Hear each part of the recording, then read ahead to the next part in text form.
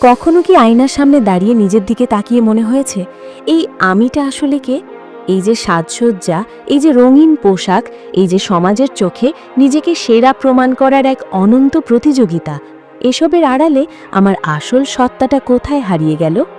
মারিয়াও ঠিক এই প্রশ্নটাই নিজেকে করেছিল। সেদিন বাইরের আকাশটা ছিল মেঘলা, কিন্তু মারিয়ার মনের আকাশটা ছিল তার চেয়েও বেশি অন্ধকার। সে আধুনিক, শিক্ষিতা এবং তথাকথিত প্রগতিশীল সমাজের চোখে একজন সফল নারী, কিন্তু দিনের শেষে যখন সে তার বিলাসবহুল ফ্ল্যাটের দরজাটা বন্ধ করত, তখন এক অদ্ভুত একাকিত্ব তাকে গ্রাস করত। মনে হতো হাজারো মানুষের প্রশংসা আর লাইক কমেন্টের ভিড়ে তার আত্মাটা চিৎকার করে কাঁদছে এক ফোঁটা শান্তির জন্য। সে অনুভব করত সে যেন একটা পণ্য। সবাই তার সৌন্দর্য দেখে, তার স্টাইল দেখে, কিন্তু কেউ তার রূহ বা আত্মাকে দেখে না। সে নিজেকে প্রশ্ন করত, হে মারিয়া, তোর সৃষ্টিকর্তা কি তোকে শুধুই মানুষের চোখে তৃপ্তির জন্য সৃষ্টি করেছেন, নাকি তোর জীবনের উদ্দেশ্য এর চেয়েও মহৎ কিছু? আজ আমরা শুনব মারিয়ার গল্প, বা হয়তো এটা মারিয়ার গল্প নয়, এটা হয়তো আমার, আপনার অথবা আমাদেরই কোনো বোনের গল্প, যে এখনও অন্ধকারের অতল গহ্বর থেকে আলোর দিকে হাত বাড়াতে চাইছে। মারিয়া বড় হয়েছিল এমন এক পরিবেশে যেখানে দিন পালন করাকে মনে করা হতো সেকেলে বিষয়। নামাজ পড়া হতো বটে, কিন্তু তা ছিল শুধুই অভ্যেসবশত। আর পর্দা, সেইটা তো ছিল অনেক দূরের কথা। তার মা তাকে ছোটবেলায় বলতেন, মন ঠিক থাকলেই সব ঠিক, আগে নিজের ক্যারিয়ার গড়ো, পরে ওসব দেখা যাবে। মারিয়া সেই কথাটাই বিশ্বাস করে নিয়েছিল। সে ভাবত হিজাব বা বোরকা মানেই হয়তো পিছিয়ে পড়া। সে ভাবত তার সৌন্দর্য ঢেকে রাখলে তার ব্যক্তিত্ব হারিয়ে যাবে। কিন্তু যতই দিন যাচ্ছিল, এক অদ্ভুত অস্থিরতা তাকে পেয়ে বসছিল।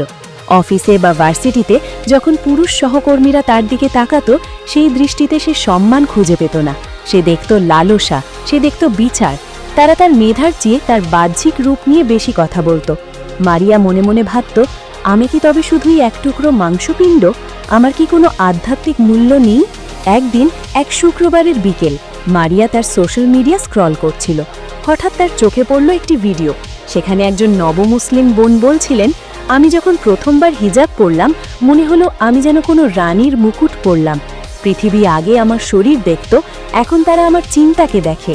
আমি এখন আর কারো ভোগের বস্তু নই, আমি আল্লাহর আমানত।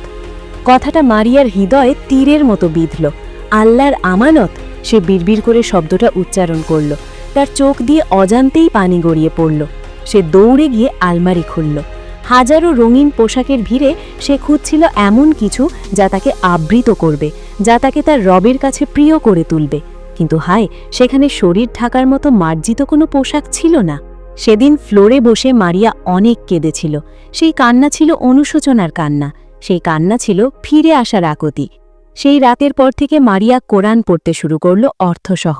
সে এতদিন কোরআনকে শুধু একটি আরবি বই মনে করত, কিন্তু এখন সে দেখল এ তো তার রবের পাঠানো প্রেমপত্র, এ তো জীবন পরিচালনার গাইড বুক। পড়তে পড়তে সে সূরা আল আহজাবের ৫৯ নম্বর আয়াতের সামনে এসে থমকে গেল, যেখানে আল্লাহ রাব্বুল আলামিন তার প্রিয় হাবিব সাল্লাল্লাহু আলাইহি ওয়াসাল্লামকে বলছেন, হে নবী, আপনি আপনার স্ত্রীগণকে, কন্যাগণকে এবং মুমিনদের নারীগণকে বলুন, তারা যেন তাদের চাদরের কিয়দ অংশ নিজেদের ওপর টেনে দেয়। এতে তাদের চেনা সহজ হবে, ফলে তাদের উত্ত্যক্ত করা হবে না। সূরা আল আহজাব ৫৯। মারিয়া আয়াতটি বারবার পড়ল। তার মনে হল যেন আল্লাহ সরাসরি তাকেই সম্বোধন করছেন। আল্লাহ তাকে রক্ষা করতে চাইছেন, তাকে সম্মান দিতে চাইছেন। আল্লাহ তাকে উত্ত্যক্ত হওয়া থেকে বাঁচাতে চাইছেন। মারিয়া তখন ইতিহাসের পাতা উল্টাতে শুরু করল। সে জানতে পারল সেই মহিয়সী নারীদের কথা যারা ছিলেন এই উম্মার মা। সে জানল মা আয়েশা রাদিয়াল্লাহু আনহার কথা, জানল খাতুনে জান্নাত ফাতেমা রাদিয়াল্লাহু আনহার কথা। ফাতেমা রাদিয়াল্লাহু আনহা মৃত্যুর আগে ওসিয়ত করেছিলেন যেন তার জানাজার খাটিয়া এমনভাবে ঢেকে দেওয়া হয় যাতে পরপুরুষ তার দেহের অবয়বটুকুও বুঝতে না পারে। চিন্তা করুন, যিনি জান্নাতের সর্দারনি, তিনি মৃত্যুর পরও নিজের পর্দার ব্যাপারে কতটা সচেতন ছিলেন। আর মারিয়া, সে জীবিত অবস্থায় হাজারো পরপুরুষের সামনে নিজেকে উন্মুক্ত করে রেখেছে। লজ্জায়, অপরাধ বোধে মারিয়ার মাথা নত হয়ে এলো। সে মনে মনে প্রতিজ্ঞা করল, আর নয়, অনেক হয়েছে, আমি আমার রবের দিকে ফিরে যাব, আমি পর্দার ছায়ায় আশ্রয় নেব। সিদ্ধান্ত নেওয়া সহজ ছিল, কিন্তু তা বাস্তবায়ন করা ছিল এক কঠিন পরীক্ষা। পরের দিন সকালে যখন মারিয়া প্রথমবার হিজাব পরে আয়নার সামনে দাঁড়ালো, তার নিজেকে খুব অচেনা মনে হলো। শয়তান তার কানে ফিসফিস করে বলছিল, তোকে কেমন যেন বুড়ো লাগছে, মানুষ কি বলবে, তোর বন্ধুরা তোকে হাসাহাসি করবে, তুই কি সত্যি এটা পারবি? মারিয়া ভয়ে কেঁপে উঠল। তার মনে হলো সে যেন এক বিশাল যুদ্ধের ময়দানে একা দাঁড়িয়ে আছে। সে স্কার্ফটা খুলতে উদ্যত হল। ঠিক তখনই তার মনে পড়ল মুসাব ইবনে উমায়ের রাদিয়াল্লাহু আনহুর কথা, যিনি দিনের জন্য নিজের বিলাসিতা ত্যাগ করেছিলেন। মনে পড়ল সুমাইয়া রাদিয়াল্লাহু আনহার কথা, যিনি সত্যের জন্য জীবন দিয়েছিলেন। আর সে সামান্য মানুষের কথার ভয়ে পিছিয়ে যাবে? মারিয়া চোখ বন্ধ করে দীর্ঘশ্বাস নিল। সে বিড়বিড় করে বলল, হাসবুনাল্লাহু ওয়া নি'মাল ওয়াকিল, আমার জন্য আল্লাহই যথেষ্ট এবং তিনি কতই না উত্তম কর্মবিধায়ক। সে বাসা থেকে বেরোল। রাস্তায় নামতেই যেন পৃথিবীটা বদলে গেল। যে দোকানদার আগে তার দিকে হাঁ করে তাকিয়ে থাকত, আজ সে চোখ নামিয়ে কথা বলল। বাসে ওঠার সময় কেউ তাকে ধাক্কা দিল না। কিন্তু আসল পরীক্ষা শুরু হলো অফিসে। তার কলিগরা তাকে দেখে থমকে গেল। একজন বলেই ফেলল, কি ব্যাপার মারিয়া, হঠাৎ হুজুর হয়ে গেলে নাকি, কোনো মানত আছে? অন্যজন টিপ্পনি কেটে বলল, এই গরমে এসব পরে আছো, দম বন্ধ হয়ে আসবে তো। মারিয়ার খুব কান্না পাচ্ছিল। অপমানে তার কান গরম হয়ে উঠছিল, কিন্তু সে কোনো উত্তর দিল না। সে মনে মনে ভাবল, হে আল্লাহ, আমি এই গরম সহ্য করতে পারবো, কিন্তু আমি জাহান্নামের আগুন সহ্য করতে পারবো না। তুমি আমাকে শক্তি দাও। সেদিন দুপুরে লাঞ্চ ব্রেকে সে বাথরুমে গিয়ে অনেকক্ষণ কাঁদল, কিন্তু সেই কান্নার মাঝেও সে এক অদ্ভুত শান্তি অনুভব করল। মনে হলো সে আজ আল্লাহর হুকুম পালন করার জন্য কষ্ট পাচ্ছে। এর চেয়ে বড় সৌভাগ্য আর কি হতে পারে? দিন গড়িয়ে মাস পেরোল। মারিয়ার জীবনের কোলাহল কমে এলো, কিন্তু তার হৃদয়ে প্রশান্তির এক ফল্গু ধারা বয়ে যেতে লাগল। সে লক্ষ্য করল তার জীবন থেকে অপ্রয়োজনীয় মানুষগুলো সরে গেছে, কিন্তু তার সাথে যুক্ত হয়েছে এমন কিছু মানুষ যারা তাকে আল্লাহর কথা মনে করিয়ে দেয়। আগে সে ঘণ্টার পর ঘণ্টা আয়নার সামনে ব্যয় করত, এখন সে সেই সময়টা ব্যয় করে কোরআন তিলাওয়াত বা ইসলামী বই পড়ায়। তার সৌন্দর্য এখন আর বাজারের পণ্য নয়, তা এখন মহামূল্যবান রত্ন, যা সুরক্ষিত থাকে ঝিনুকের ভিতর। একদিন তার মা, যিনি শুরুতেই পরিবর্তনের বিরোধিতা করেছিলেন, তিনি মারিয়ার পাশে এসে বসলেন। মারিয়ার মাথায় হাত বুলিয়ে বললেন, তোকে এখন অনেক বেশি সুন্দর লাগে রে মা, তোর মুখের দিকে তাকালে এখন আমার মনটা শান্ত হয়ে যায়, মনে হয় তোর মুখে মুখে এক পবিত্রতার নূর খেলছে। মারিয়া মায়ের কোলে মাথা রেখে হাসল। সে বুঝল এটাই সেই ইজ্জত যা আল্লাহ প্রতিশ্রুতি দিয়েছেন।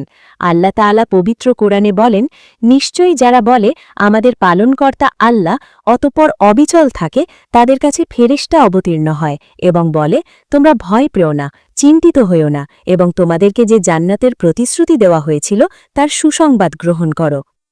মারিয়া এখন আর একা বোধ করে না। যখনই সে হিজাব পরে বাইরে বেরোয়, তার মনে হয় নবীজির সুন্নাতের এক অদৃশ্য চাদর তাকে জড়িয়ে রেখেছে। সে অনুভব করে সে সেই কাফেলার সদস্য, যে কাফেলার নেত্রী খাদিজা, আয়েশা আর ফাতেমা রাদিয়াল্লাহু আনহা। প্রিয় বোন আমার, আপনি হয়তো মারিয়ার এই গল্পের মাঝে নিজেকে খুঁজে পাচ্ছেন। হয়তো আপনিও ভাবছেন, আমিও তো ফিরতে চাই, কিন্তু সমাজ কি বলবে, পরিবার কি ভাববে, আমার ক্যারিয়ারের কি হবে? বিশ্বাস করুন, দুনিয়ার মানুষ আপনাকে যা দেবে তা ক্ষণস্থায়ী। আজ যে আপনাকে বাহাবা দিচ্ছে, কাল আপনার চামড়ায় ভাঁজ পড়লে সেই মুখ ফিরিয়ে নেবে।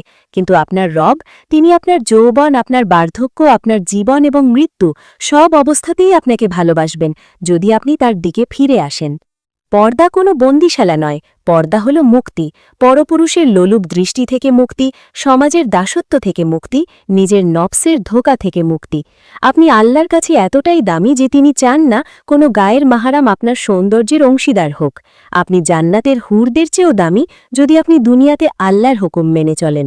দেরি করবেন না বোন, শয়তান আপনাকে বলবে কাল থেকে শুরু কর, বয়স তো পড়ে আছে, কিন্তু আমরা কেউ জানি না আগামীকালের সূর্যটা আমরা দেখতে পাব কিনা।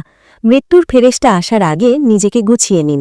একবার ভাবুন তো, হাসরের ময়দানে যখন নবীজি সাল্লাল্লাহু আলাইহি ওয়াসাল্লাম তার উম্মতদের খুঁজবেন, তখন কি তিনি আপনাকে চিনতে পারবেন, নাকি বেপর্দা হওয়ার কারণে আপনি তার শাফায়েত থেকে বঞ্চিত হবেন? সেই কঠিন দিনে ফাতেমা রাদিয়াল্লাহু আনহার সামনে দাঁড়াতে আপনার কি লজ্জা লাগবে না? আসুন আজই প্রতিজ্ঞা করি, লোকলজ্জা নয়, আল্লাহর সন্তুষ্টিই হোক আমাদের জীবনের একমাত্র লক্ষ্য।